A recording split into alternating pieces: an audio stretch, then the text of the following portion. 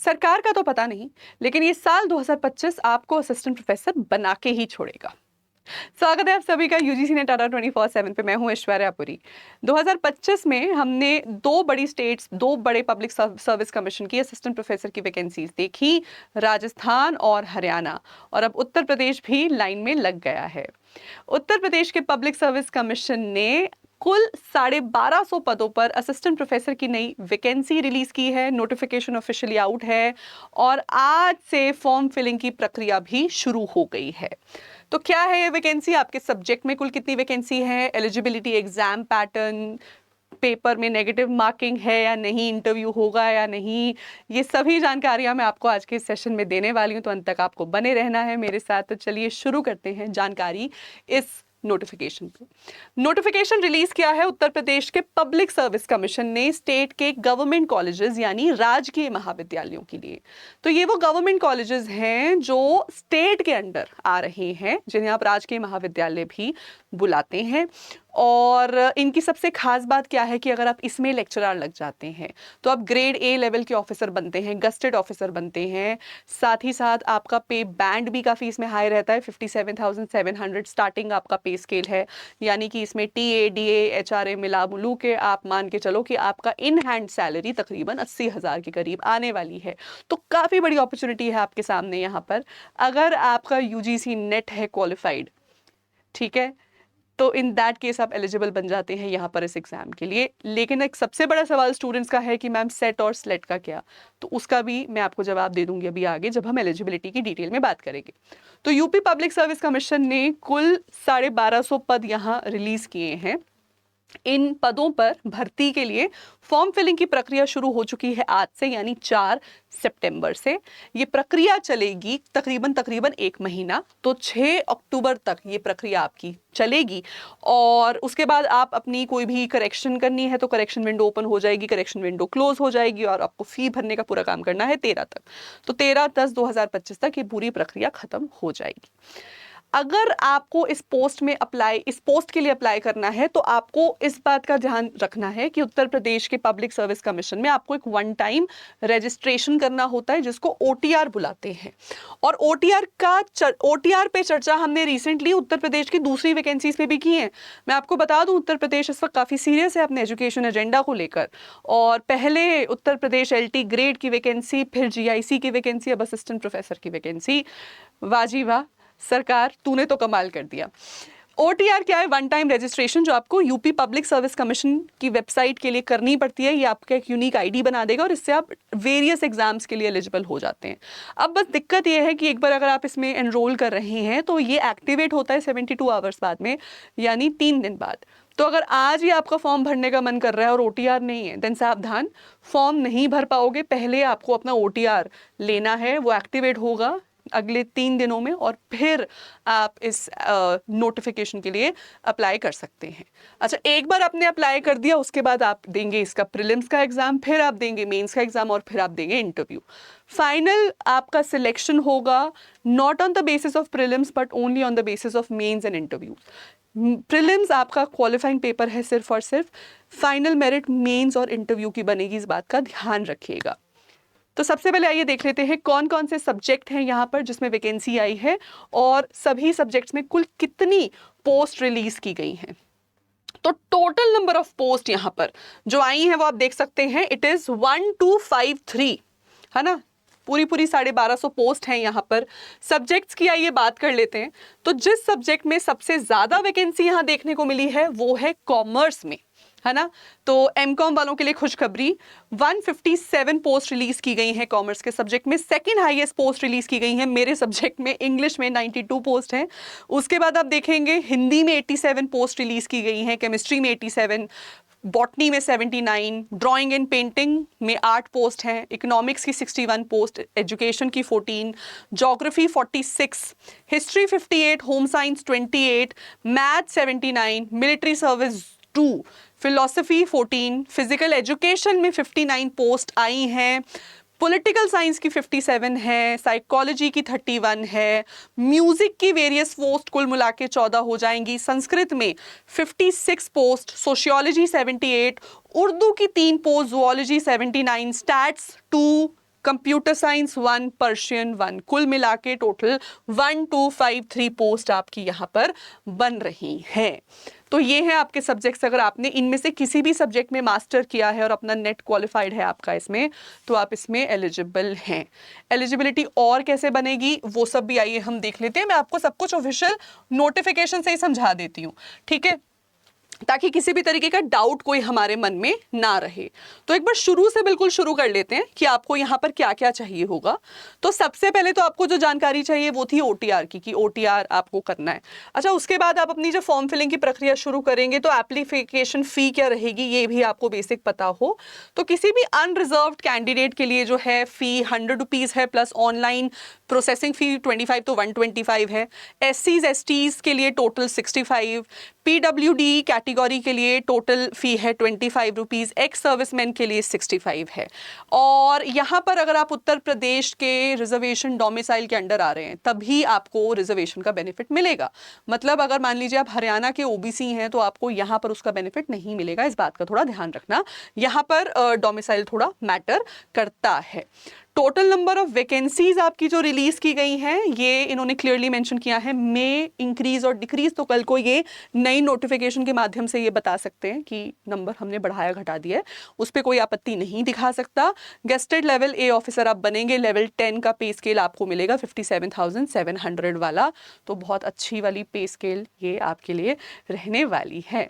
और रिजर्वेशन का मैंने आपको समझा दिया, सिर्फ उत्तर प्रदेश के लोकल्स को ही, नेटिव्स को ही रिजर्वेशन का बेनिफिट मिलेगा, दूसरे कैंडिडेट्स को ये बेनिफिट नहीं मिलेगा। चलिए अब आइए आ जाते हैं नेक्स्ट जानकारी पर कि आपकी इसमें एलिजिबिलिटी क्या रहने वाली है। सो एलिजिबिलिटी आपकी देखिए यहाँ पर रहती है कि आपने उस पर्टिकुलर सब्जेक्ट से अपना मास्टर्स कंप्लीट किया हो। सो एकेडमिक क्वालिफिकेशन होनी चाहिए आपके पास ये कि ये जितने आपके मेजर सब्जेक्ट्स हैं एक्सक्लूडिंग, मतलब म्यूजिक और ड्राइंग यहाँ से हटा दिए बिकॉज उनकी थोड़ी डिग्री का तरीका थोड़ा अलग होता है। बाकी जितने भी आपके सभी मेजर सब्जेक्ट्स हैं, साइंस के, ह्यूमैनिटीज़ के, लैंग्वेज के, मैथ्स वगैरह, सोशल स्टडीज़ के, इसमें या तो आपके पास देखो मास्टर्स हो विद मिनिमम 55%, ये आपकी मिनिमम क्वालिफिकेशन है। इसके साथ आपका UGC नेट हो क्वालिफाइड या फिर CSIR नेट हो क्वालिफाइड। अच्छा, अब एक बहुत बड़ा डाउट है कि आपका सेट या स्लेट, राइट। सो सेट या स्लेट का क्या रहता है, ये स्टेट लेवल का एक एलिजिबिलिटी टेस्ट है जो असिस्टेंट प्रोफेसर के लिए होता है। और अगर आपके पास किसी दूसरे स्टेट का सेट क्वालिफाइड आपका है, मान लो आपके पास महाराष्ट्र सेट का सर्टिफिकेट है या MP की स्टेट का सर्टिफिकेट है, वो यहाँ आपके लिए एप्लीकेबल नहीं होगा। इसलिए अगर कोई दूसरे स्टेट का कैंडिडेट UP में अप्लाई करना चाहता है तो आपके पास मिनिमम क्वालिफिकेशन नेट होना चाहिए। आपकी स्टेट का सेट यहाँ काम नहीं करेगा, ठीक है। इसके अलावा दूसरा तरीका ये रहता है जो मोस्टली केस बन नहीं पाता है कि आपने कोई डिग्री, PhD डिग्री आपने ऑब्टेन कर रखी है किसी इंटरनेशनल यूनिवर्सिटी से जो वर्ल्ड की टॉप 500 यूनिवर्सिटीज़ में से एक आता है। मोस्टली ये लिख देते हैं हर नोटिफिकेशन में, लेकिन ऐसा कोई कैंडिडेट अक्सर मिलता है नहीं। मोस्टली कैंडिडेट्स मास्टर्स में 55% प्लस नेट क्वालिफाइड इसी रूट से आगे बढ़ते हैं, ठीक है, ये इसमें रहेगा। अब आ जाते हैं स्कीम ऑफ एग्जाम पे। तो स्कीम ऑफ एग्जाम बेटा आपका इसमें ये है। स्कीम से पहले चलिए बात कर लेते हैं जरूरी एज लिमिट के ऊपर, बहुत जरूरी जानकारी। सो एज लिमिट आपकी 21 साल से कम नहीं हो सकती और 40 साल से अधिक नहीं हो सकती एज ऑन 1 जुलाई 2025, ठीक है। ये इसमें इन्होंने एज लिमिट लेकर चला है, तो इसको आप ध्यान से देख लीजिए। एज लिमिट आप यहाँ पर क्रॉस नहीं कर सकते। हाँ, आपको रिलैक्सेशन जरूर मिल सकता है, जैसे मान लीजिए अगर आप उत्तर प्रदेश के SC ST कैंडिडेट हैं तो आपको यहाँ पर 5 साल का बेनिफिट मिल रहा है। लेकिन अगेन ये भी आप अगर उत्तर प्रदेश की स्टेट लिस्ट में आ रहे हैं रिजर्वेशन के तभी बेनिफिट मिलेगा, आपको अदरवाइज अपनी स्टेट की लिस्ट का यहाँ पर बेनिफिट नहीं मिलता है, ठीक है। ऑल राइट, अगला मुद्दा इंपॉर्टेंट आपके टाइप ऑफ एग्जाम का कि एग्जाम ये आपका किस तरीके से होने वाला है। तो थोड़ा इसको समझ लेते हैं। एग्जाम जैसे कि मैंने आपको बताया, सबसे पहले आपका एक क्वालिफाइंग एग्जाम होगा, प्रीलिम्स का एग्जाम। और ये प्रीलिम्स के एग्जाम में आपसे जनरल बातें पूछी जाएंगी, मैं आपको दिखा देती हूँ। सबसे पहला आपका जो पेपर है प्रारंभिक परीक्षा, ये है आपका जनरल प्रीलिम्स का एग्जाम। इस प्रीलिम्स के एग्जाम का ये 2 घंटे का एग्जाम है। इसके अंदर टोटल 120 सवाल पूछे जाएंगे for every question right answer आपको मिलेगा 1.25 mark, for every wrong answer 1/3 deduction भी है। याद रखना, अब यहाँ पे यूपी गेम खेल गया। कैसे? जहां और किसी स्टेट के ऐसे एग्जाम्स में जनरली आपको नेगेटिव मार्किंग नहीं दिखती, नेट तक में नेगेटिव मार्किंग नहीं है, इन्होंने यहाँ पर नेगेटिव मार्किंग रखी।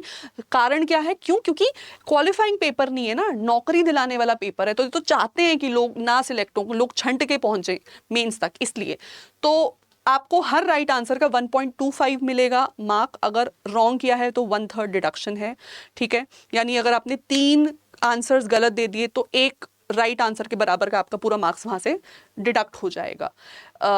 तो टोटल मार्क्स आपके बनते हैं फिर 150 मार्क्स। तो 150 मार्क्स में से आपको फाइनली सिलेक्ट किया जाएगा, मेरिट इसमें ली जाती है। अच्छा, इसमें मुझे ये नोटिफिकेशन में कहीं मिला नहीं कि कितने % लोग मेंस में पहुंचेंगे। नोट में इन्होंने यहाँ लिखा तो है, लेकिन इन्होंने अभी कुछ जानकारी नहीं दी।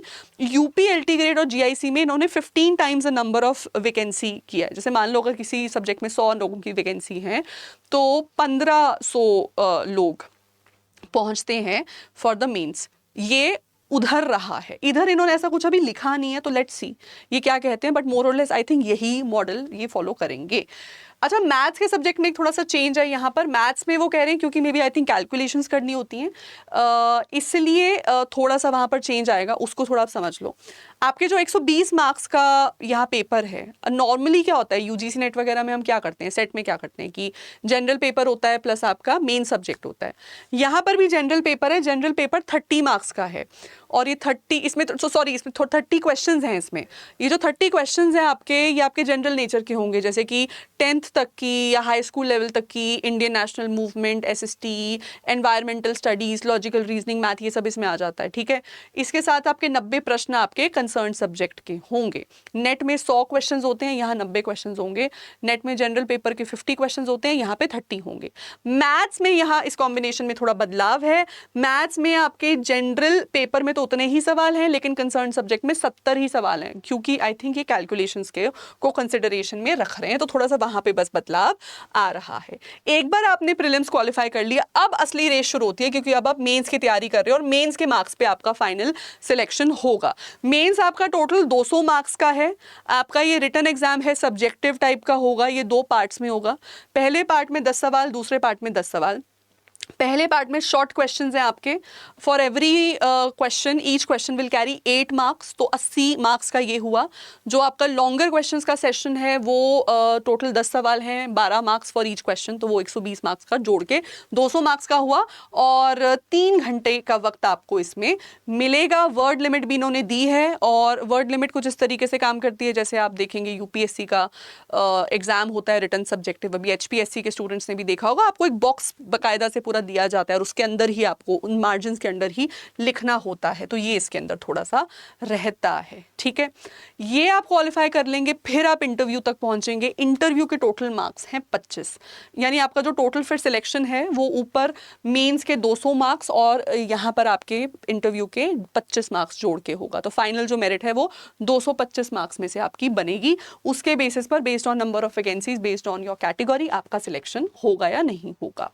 सिलेबस की जहां तक बात है, तो सिलेबस देखिए, जनरल पेपर का तो है ये, जहां पे 10th तक की general science, national and international events जो आपकी जीके जीएस हो गया, history, most importantly Indian national movement पे सवाल, Indian polity, Indian geography, basic level का मैथ, बेसिकल लेवल का लॉजिकल रीजनिंग, ये सब पूछा जाएगा। और बाकी सभी सब्जेक्ट्स के लिए यहाँ पर डिटेल्ड सिलेबस मेंशन्ड है।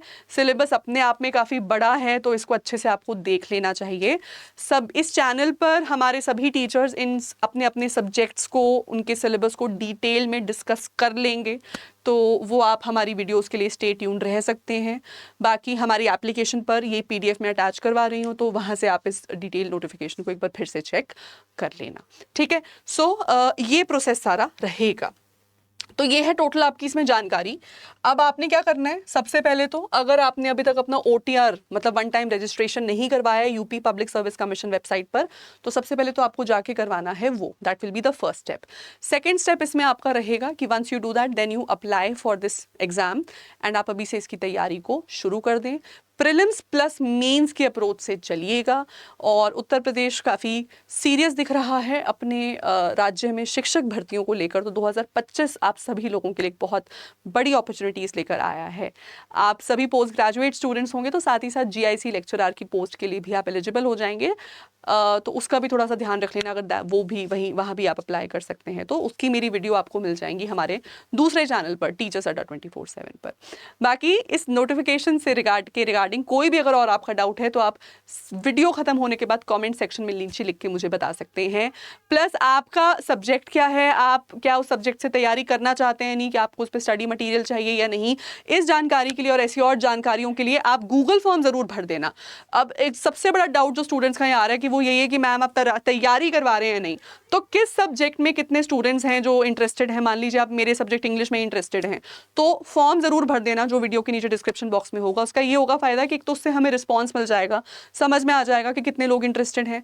दूसरा, अगर नंबर कम भी रहता है तो भी अगर जो भी कुछ एक्स्ट्रा फ्री स्टडी मटेरियल हम अपने स्टूडेंट्स को प्रोवाइड करते हैं वो हम आपको प्रोवाइड करवा देंगे। सो फॉर्म ज़रूर भरिएगा और बस बने रहिए हमारे साथ ऐसी और जानकारियों के लिए। अब अपनी कमर कस लीजिए, यूजीसी नेट के साथ साथ आपको यहाँ पर ये भी तैयारी अब आगे के लिए करनी है। हमारे इस चैनल पर ऐसे बहुत सारे कैंडिडेट्स हैं जो ऑलरेडी नेट क्वालिफाई करके बैठे हैं, अब जेआरएफ के लिए तैयारी कर रहे होते हैं या एपी एग्जाम्स की तैयारी करते हैं।